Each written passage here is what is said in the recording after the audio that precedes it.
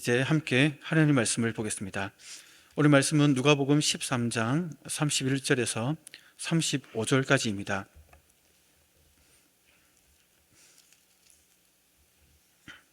누가복음 13장 31절에서 35절까지입니다.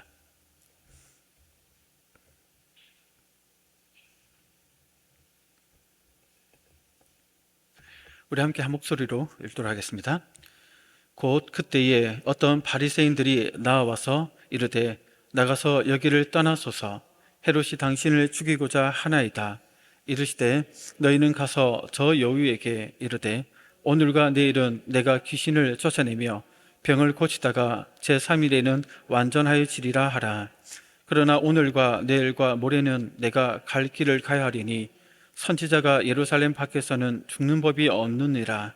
예루살렘아 예루살렘아 선지자들을 죽이고 내게 파송된 자들을 돌로 치는 자여, 암탉이 제 새끼를 날개 아래에 모음같이 내가 너희의 자녀를 모으려 한 일이 몇 번이냐. 그러나 너희가 원하지 아니하였도다. 보라, 너희 집이 황폐하여 버림바 되리라. 내가 너희에게 이르노니 너희가 주의 이름으로 오시는 이를 찬송하리로다 할 때까지는 나를 보지 못하리라 하시니라. 아멘. 오늘은 예루살렘을 향한 예수님의 탄식이라는 제목으로 함께 말씀을 살펴보겠습니다. 우리는 계속해서 예수님의 공생의 사역 가운데 유대 지역과 또 베레아 지역을 중심으로 한 그 일들을 살펴보고 있습니다. 오늘 주제는 좀 무거울 수 있는 내용입니다. 한 사람의 순종이 사람들에게 어떤 영향을 끼치는지를 살펴보고자 합니다. 특히 예수님의 순종의 그 걸음과 그 순종이 이 세상에 어떤 영향을 끼쳤는지, 그리고 또 그 예수를 믿고 있는 우리, 흔히 작은 예수다 이렇게 표현하기도 하는데, 작은 예수로서 우리가 내딛는 순종의 걸음이 어떻게 영향을 끼치는지에 대한 부분들을 함께 알아보려고 합니다. 오늘 말씀을 통해 성령님의 도우신 가운데 우리에게 허락하신 그 자리에서 순종의 걸음을 힘있게 내딛는 은혜가 있기를 소원합니다. 오늘 본문은 어떤 바리새인들이 헤롯이 예수님을 죽이려 한다는 소식을 전하는 장면으로 시작됩니다. 31절에 보면 곧 그때에 어떤 바리새인들이 나와 이르되 나가서 여기를 떠나소서 헤롯이 당신을 죽이고자 하나이다 이렇게 전해주고 있습니다. 예수님은 그러니까 갈릴리와 베레아 지역에 분봉하였던 헤롯의 어떤 살해 위협을 받고 있다는 것을 본문에서 얘기합니다. 그런데 여기서 눈에 띄는 점은 이 소식을 알려주는 자들이 어떤 바리새인이었다라고 얘기를 하죠. 성도 여러분, 이 부분이 좀 이상하게 느끼시지 않습니까? 당시 이들이 유대 사회에서 존경받는 종교 지도자이었지만 새로운 하나님 나라의 법을 가르치는 예수님에 대해서 마음에 들어 하지 않았죠. 싫어했습니다. 자신들보다 탁월한 가르침을 베풀었던 예수님은 눈에 가시 같은 존재였습니다. 대부분 예수님을 견제했고 심지어 이렇게 적대시하면서 어떻게 해치고자 하는 마음들도 있었습니다. 그런데 우리 읽었던 31절에 따르면 그들 가운데 어떤 바리새인들이 예수님께 헤롯의 살해 음모를 알려주고 있다는 것입니다. 뭔가 좀 이상해 보인다는 것이죠. 만약에 이 바리새인이 좋은 마음으로 이런 말을 했다면 어떻게 보면 예수님을 좀 돕고자 하는, 보호하고자 하는 마음에서 그것을 미리 기뜸해줘서 피신시키고자 하는 그런 좋은 의도가 있을 수 있겠죠.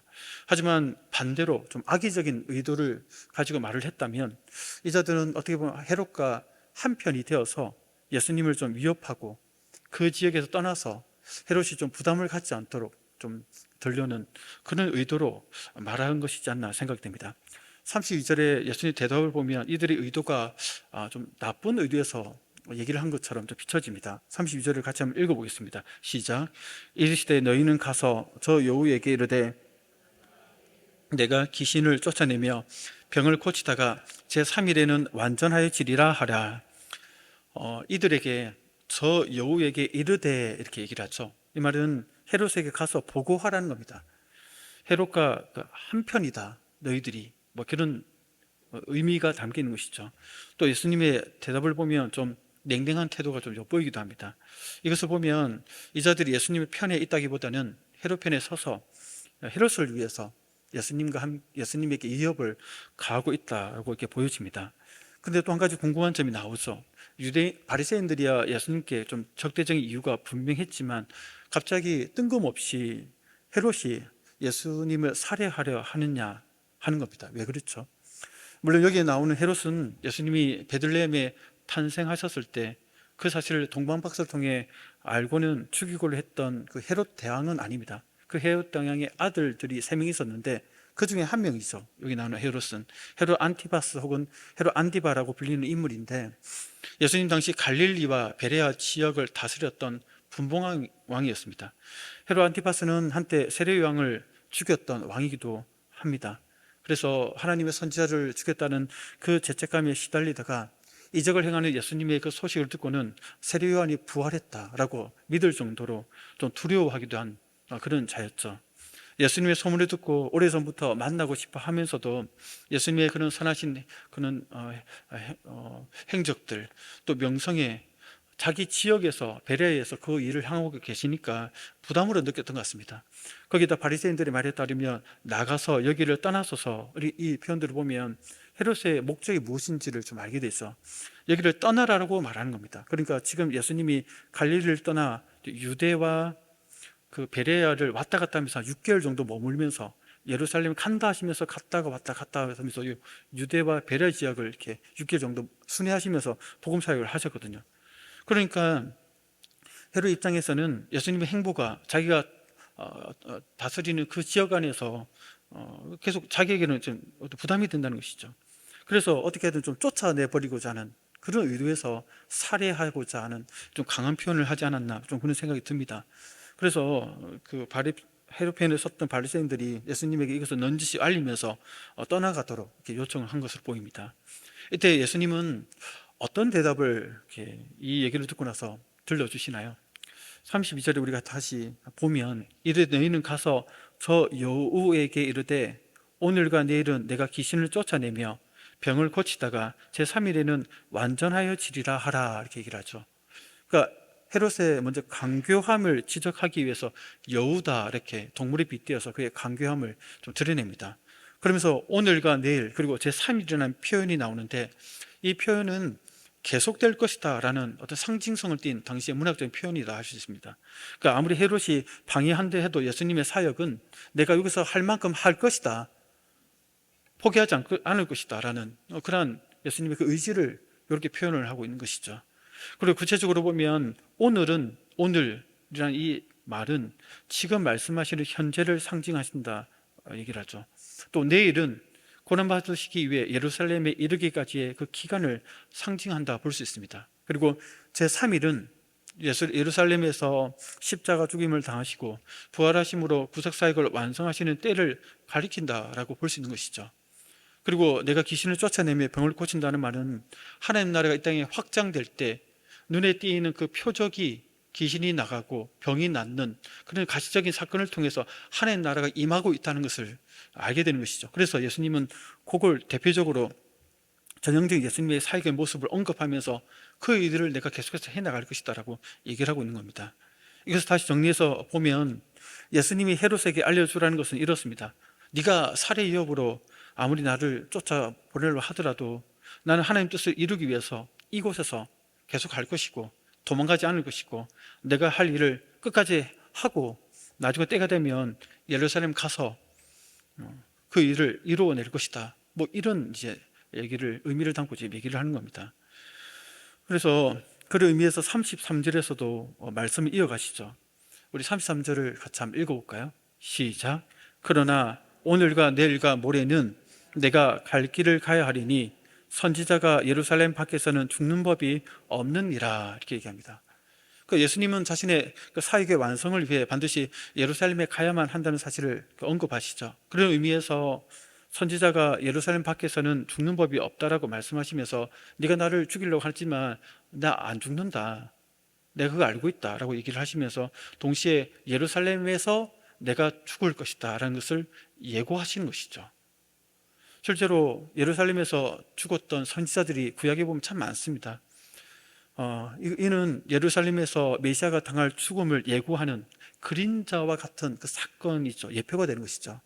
많은 선지자의 죽음이 나오는데 대표적으로 보면 예레미야 26장에 보면 여호야김 왕이 예루살렘에서 우리야 선지자를 죽인 사건이 우리에게 소개됩니다. 또 역대하 24장에서는 요아스 왕의 통치 시절 여호야다의 아들 스가랴는가 또 예루살렘에 죽임을 당하죠. 또 열왕기하 21장에서 보면 므낫세, 남유다의 가장 악한 왕이었던 므낫세가 통치할 때 그 구절을 보면 무죄한 자의 피를 심히 많이 흘려 예루살렘 이 끝에서 저 끝까지 가득하게 되었다. 피가 흥건하게 되는 것이죠. 예루살렘 도성 안에. 그 피가 어디서 왔느냐? 많은 선지자의 죽음에 때문에 그 피가 나왔다는 것이죠. 그래서 유대 전승에 따르면 그는, 그 므낫세는 선지자조차 용서하지 않았고 매일 그들 중 일부를 학살해서 예루살렘 피로 넘치게 했다라는 그 유대 전승의 기록이 남을 정도로 악한 짓을 많이 했다는 겁니다.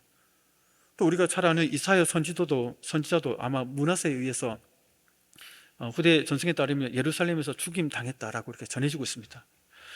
물론 모든 선지자가 예루살렘에서 죽임을 당한 것은 아니지만 많은 경우 예루살렘에서 선지자들이 죽임을 당했기 때문에 이것은 메시아가 당할 그 죽음을 예고하였습니다. 그래서 예수님도 거기서 죽는 것이 당연하다라고 지금 헤롯의 살해 위협 속에서도 그것을 넌지시 언급하시는 겁니다. 성도 여러분, 그렇다면 예수님은 또 예루살렘에서 죽어야 하는 이유는 무엇이겠습니까? 우리가 알고 있듯이 바로 그곳에서 십자가에 못 박혀 죽으셔야 되기 때문에 그렇다는 것이죠. 그 죽음이 바로 하나님께서 계획하신 구속의 그 성취를 이루는 그 과정이기 때문에 그렇습니다. 예수님은 이미 자신에게 닥칠 미래의 모든 일을 완전히 아셨고 그 일을 자원하여 순종의 걸음을 계속해서 내딛고 계시다는 겁니다. 이 순종의 걸음에서 뒤로 물러설 생각이 전혀 없다는 겁니다. 헤롯의 살해 위협도 가려먹지 못했습니다. 예루살렘에서 당할 그 죽음 자체도 알고도 머뭇거리지 않고 내가 나아갈 것을 지금 예수님께서 얘기를 하고 있다는 것입니다. 예루살렘에서 죽음을 예고하신 후에 예수님은 이어서 예루살렘에서 자기를 죽일 그 자들을 향해서 탄식을 바랍니다. 우리 34절을 같이 한번 읽어볼까요? 시작. 예루살렘아 예루살렘아 선지자들을 죽이고 돌로 치는 자여, 암탉이 제 새끼를 날개 아래에 모음같이 내가 너희의 자녀를 모으려 한 일이 몇 번이냐? 그러나 너희가 원하지 아니하였도다. 아멘. 예수님께서 탄식하시죠. 왜 탄식하실까요? 예수님의 구속사역을 이해하지 못하고 오히려 대적하고 결국 죽이고 말 예루살렘, 그리고 그 죄로 인해 받게 될 예루살렘의 멸망을 내다보셨기 때문에 그 안타까움에 예루살렘아 예루살렘에게 탄식하고 계신 겁니다. 예수님은 예루살렘이라는 도시를 마치 사람인 것처럼 의인화시켜서 부르고 있는 것이죠. 예루살렘아 예루살렘아 부르는 것은 그 도시 자체를 얘기하는 것이 아니라 그 속에 살고 있는 유대 사람들을, 모두 유대인들을 부르는 것입니다. 예수님은 다가올 예루살렘의 멸망을 내다보시면서 그 안에 살고 있는 사람들이 당해야 하는 고통을 보셨기에 안타까운 심정으로 그렇게 반복하여 부르셨던 것입니다. 그들은 왜 멸망을 고통을 당해야 했습니까? 방금 언급한 것처럼 선지자들을 죽이고 또 하나님께서 파송한 자들을 돌로 쳐서 죽였기 때문입니다. 다시 말해 암탉이 제 새끼를 날개 아래에 모음같이 하나님이 선지자를 파송하여 그들을 해결케 하여 다시 하나님 품으로 불러 모으라고 여러 번 계속 시도했지만 그때마다 하나님의 보호를 원하지 않았고 반역했기 때문에 그 죄값을 치르게 된다는 겁니다. 여기 나오는 비유는 이사야 31장 5절에서도 비슷하게 나오는데 우리 같이 한번 읽어볼까요? 구약의 하나님은 이사야 선지자를 통해 이렇게 묘사하고 있죠. 함께 읽겠습니다. 새가 날개치며 그 새끼를 보호같이 나 만군의 여호와가 예루살렘을 보호할 것이라. 그것을 호위하며 건지며 뛰어넘어 구원하리라 하셨느니라. 아멘. 여기 보면 예루살렘을 보호한다라고 얘기하면서 그 새가 날개치며 그 새끼를 보호함 같이 이렇게 얘기를 하죠. 이는 맹금류, 이는 독수리가 둥지를 공격해 올 때에 그 어미새가 날개를 벌려 자기 새끼를 보호하기 위해서 이렇게 대적해서 싸우는 그 장면을 이렇게 얘기를 연상시킵니다. 이는 그런 것처럼 하나님은 그의 택하신 곳 예루살렘을 그렇게 보호해 주신다라고 구약에서 그렇게 약속하셨죠. 이것을 본문에서 예수님을 가지고 와서 이제는 암탉으로 이렇게 비유하셨는데 날개는 안전한 피난처와 보호의 그늘을 상징합니다. 우리가 암탉이 방아리들을 날개 아래로 딱 불러 모으는 것들 한번 보신 적 있을 텐데 그것을 지금 빗대어서 얘기합니다. 암탉은 그의 백성을 보호하신 하나님을 상징하죠. 그리고 모으다라는 것은 어미닭이 그 본성상 습관적으로 새끼들을 날개 아래로 모으는 행동을 묘사합니다. 즉 과거 한때 모았다는 의미가 아니라 과거부터 지금까지 언제나 그러한 행동으로 새끼들을 보호했던 것처럼 하나님께서 보호하시려고 엄청나게 애를 쓰셨다는 겁니다. 하나님 역시 그렇게 자기 백성들을 변함없이 보호하시는 분이시다는 것이죠. 그런데 보호하는 이 주체가 오늘 우리 본문에서는 구약과 달리 그 주체가 예수님 자신임을 밝히죠. 내가 너희의 자녀를 모으려 한 일이 몇 번이냐. 그러니까 예수님은 성육신 이전부터 성자 하나님으로서 예루살렘을 계속해서 보호해 오셨다는 것을 우리가 알게 됩니다. 그래서 너희 자녀를 모으려 한 일은 몇 번이냐? 한두 번이 아니다. 셀 수 없다. 범죄한 이스라엘을 회복시키려고 선지자를 통해 회개 메시지를 끊임없이 전했지만 그때마다 예루살렘은 돌로 쳐서 내 종들을 죽이고 피를 흘렸다.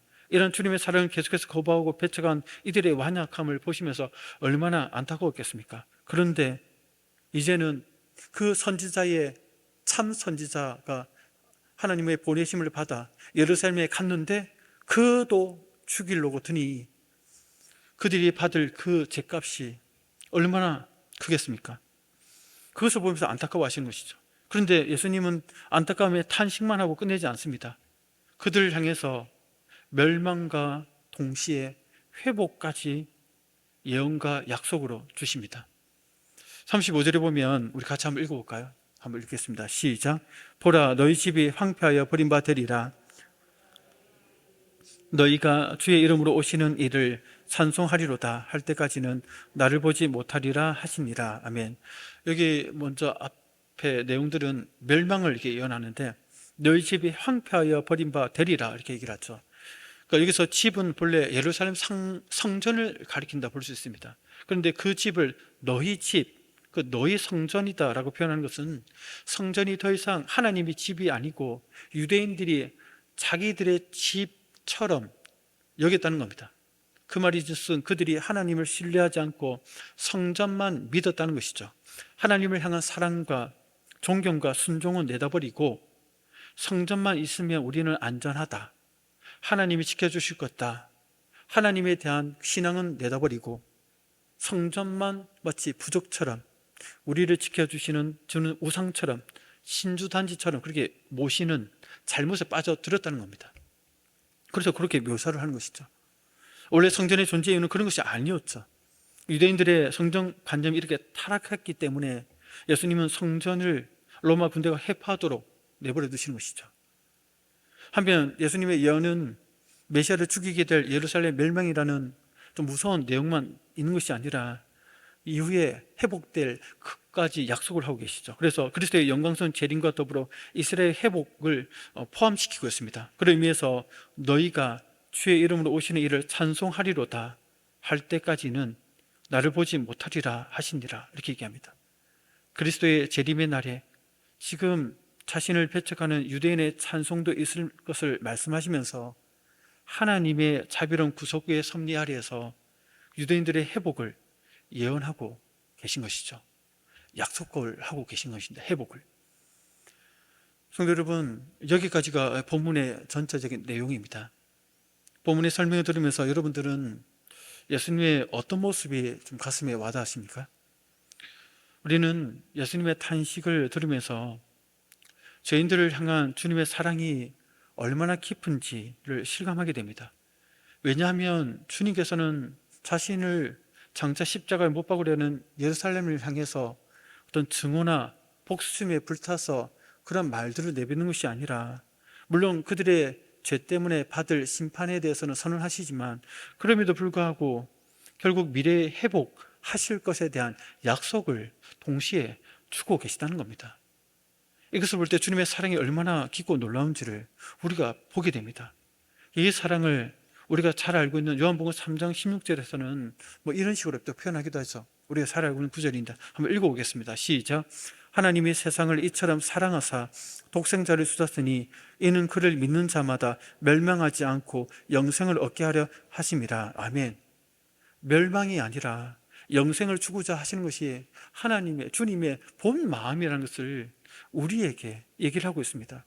이를 위해서 먼저 하나님 아버지께서 실천하셨죠. 자신의 독생자를 내어줄 정도로 그 사랑을 우리에게 보여주셨습니다. 그리고 그 사랑을 이어서, 바톤을 이어서 주님께서 친히 이 땅에 성육신하셨고 십자가에 죽으셨고, 그래서 그것을 통해서 우리에게 그 사랑을 보여주셨다는 것입니다.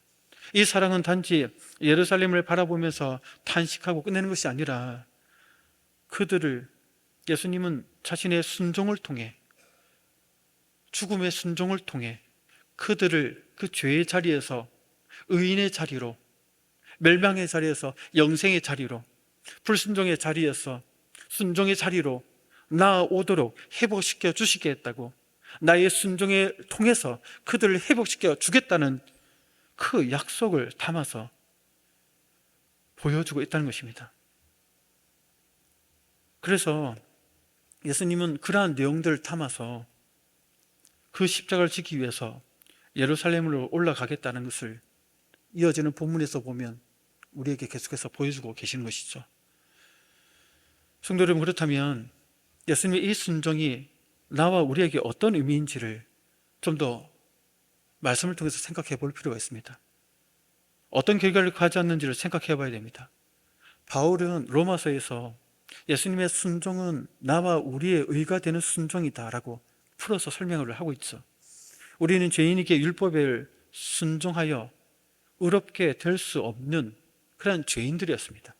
그런데 하나님은 그의 독생자를 이 땅에 보내주셨고 그 순종을 그의 아들이 대신하게 해서 우리로 하여금 그 아들의 순종을 통해 얻은 의를 믿음으로 얻도록 그 길을 열어주셨다는 것입니다. 그래서 우리 로마서 5장 19절을 보시면 그 말을 이렇게 압축적으로 설명하죠. 한번 읽어보겠습니다. 시작. 한 사람이 순종하지 아니함으로 많은 사람이 죄인 된 것 같이 한 사람이 순종하심으로 많은 사람이 의인이 되리라. 아멘. 첫사람 아담, 인류의 대표격인 아담의 불순종으로 모든 사람이 죄인이 되어서 우리가 죄인이 되었지만, 멸망에 다다를 수밖에 없는 존재가 되었지만, 하지만 마지막 아담인 예수님께서 오셔서 죄인들이 할 수 없는 그 순종을 대신 감당해 주셨기 때문에 죄인이 의인이 될 수 있는 그 길을, 그 순종을 통하여 열어주셨다는 것입니다. 단지 탄식만 하고 끝낸 것이 아니라. 그래서 고린도후서 5장 21절에서 이렇게 얘기를 하죠. 한번 읽겠습니다. 시작. 하나님이 죄를 알지도 못하신 이를 우리를 대신하여 죄로 삼으신 것은 그 안에서 하나님의 의가 되게 하려 하심이라. 아멘. 예수님이 순종하여 얻으신 의를 우리로 하여금 예수님 안에서 믿음으로 얻도록 하셨다는 것입니다.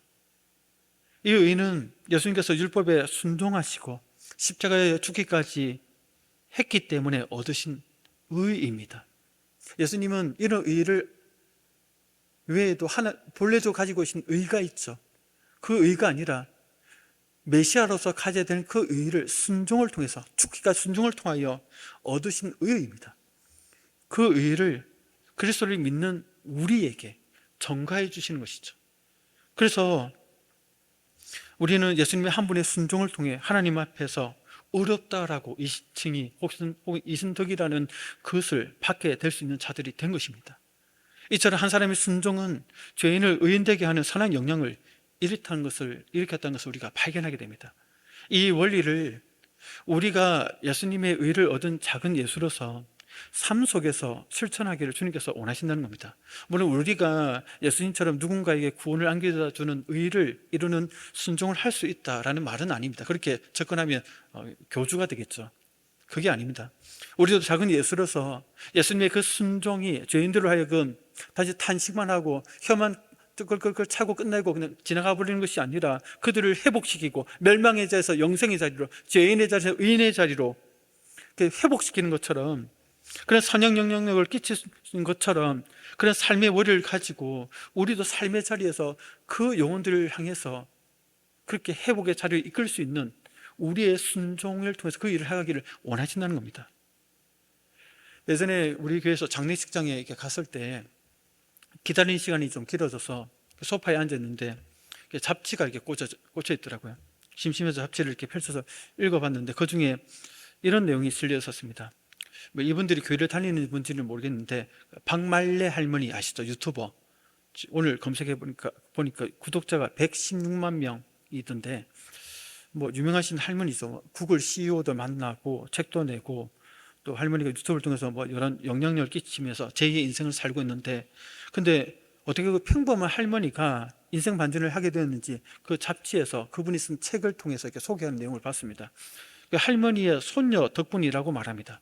그 할머니가, 이분이 처음에 치매 초기 증상이 있었는데 그 사실을 안 그 손녀가 할머니를 회복시키기 위해서, 살리기 위해서 그 직장을 잠깐 내려놓고 호주 여행 계획을 세우고 모은 돈을 다 거기다 이제 올인을 한 것이죠. 회사까지 퇴사하고, 그리고 여행 과정과 또 할머니의 삶을 유튜브로 이렇게 찍고 올리면서 그게 유명세를 타면서 결국 손녀를 통해서 인생 반전이 일어나게 됐다는 그 얘기입니다. 그리고 손녀도 이제 뜨게 되고 뭐 이런 내용들인데, 여기서 우리가 보게 되는 것은 이 손녀의 그 희생, 그 할머니를 위한 어떻게 보면 어떤 자기 인생의 그 순종의 걸음을 내딛었을 때 그 할머니를 살리면서 풍성한 삶을 살게 됐다는 것을 그 글을 통해서 보게 되었습니다.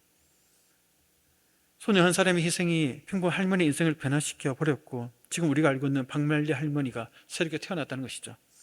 이렇게 한 사람의 어떤 순종, 희생이 또 다른 인생을 변화시키고 망가진 자리에서 회복의 자리로 이끌어올 수 있다는 것입니다.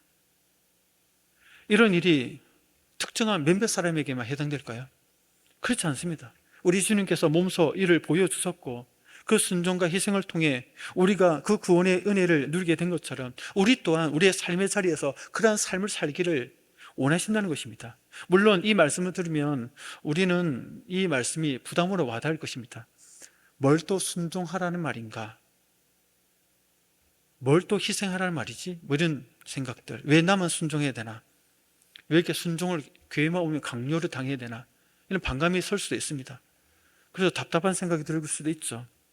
그러면서 예수님을 생각해 보면 예수님이 아마 하나님이시니까 마음만 먹으면 우리와 달리 쉽게 순종할 수 있는 거 아닌가?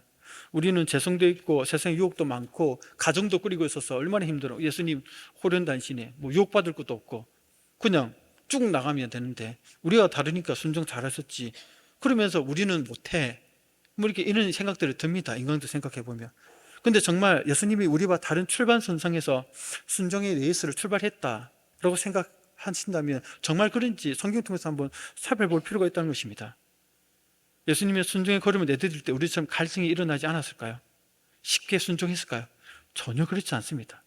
어떻게 보면 우리보다 더 힘든 환경 가운데 순종의 걸음을 내디뎠다는 것입니다. 히브리서 5장 7절 9절에 보면 그것을 압축적으로 잘 설명하고 있어. 우리 한번 읽어볼까요? 시작. 그는 육체에 계실 때에 자기를 죽음에서 능히 구원하실 이에게 심한 통곡과 눈물로 간구와 소원을 올렸고 그의 경건하심으로 말미암아 들으심을 얻었느니라.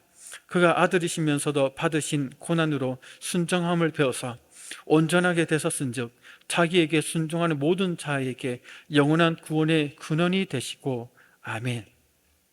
예수님이 육체에 계실 때에 어떻게 순종했냐 보니까 일단 예수님이 육체에 계셨다는 것 자체가 고난이죠. 우리는 고난하면 고난 주간에 꼭 일주일 동안 당한 것만 고난이다 생각하는데 그게 아니라 예수님이 이미 자기 비화, 하나님과 동등됨을 취하지 않고 종의 형체, 곧 사람이 되셨던 그 순간부터, 자기를 낮추신 순간부터 고난이 시작된 겁니다. 우리야 인간이니까 인간으로 사는 거 아무렇지 않지만 하나님이 육신을 입고 이 시공간의 제약 속에 들어온다는 것 자체가 고난이죠. 그리고 그 육체 가운데 계실 때 보면 자기를 죽음에 능히 구하시는 이에게 심한 통곡과 눈물로 간구와 소원을 올려드렸다. 그의 경건하심으로 말미암아 들으셨는데 그냥 들어주신 게 아니라 그 경건을 통해서 들어주셨다. 또 아들이시면서도 받으신 고난으로 순종을 배웠다 얘기합니다. 그러니까 순종하기 좋은 환경에서 쭉쭉쭉 순종한 것이 아니라 이런 상황에서도 어떻게 순종할 수 있지? 이건 말도 안 돼. 어떻게 순종하란 말이야? 라고 이렇게 나올 수밖에 없는 환경 속에서 순종을 하면서 순종을 배웠다는 겁니다. 예수님의 순종의 그 환경이 우리가 비교하면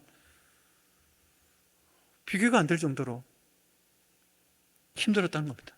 가시밭길이었죠. 그래서 육체에 계실 때에 심한 통곡과 눈물로 기도를 하신 이유가 여기에 있다는 겁니다. 그 정점이 뭐죠? 그 심한 통곡과 눈물을 흘렸던 그 정점이 대표적으로 보여주는 것이 겟세마네 동산이지 않겠습니까? 십자가 지시기 전에 십자가 지기 싫다고 아버지께 그렇게 기도하셨지 않습니까?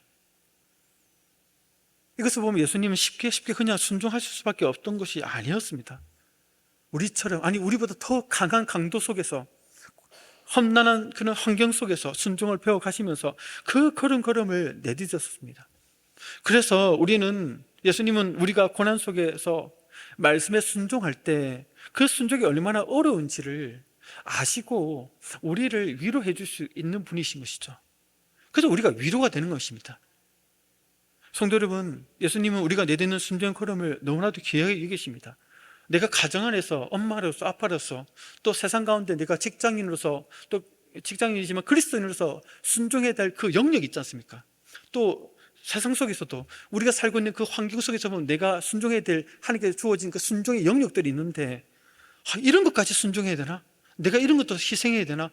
왜 나만 이런 것만 맨날 순종해야 되나? 이런 생각이 들 수밖에 없는 그런 척박한 환경이 있지 않습니까? 그 순종을 해 나갈 때 그 걸음걸음을 주님께서는 이미 해보셨기 때문에 우리의 수도가 너무나도 귀하게 여기시다는 겁니다.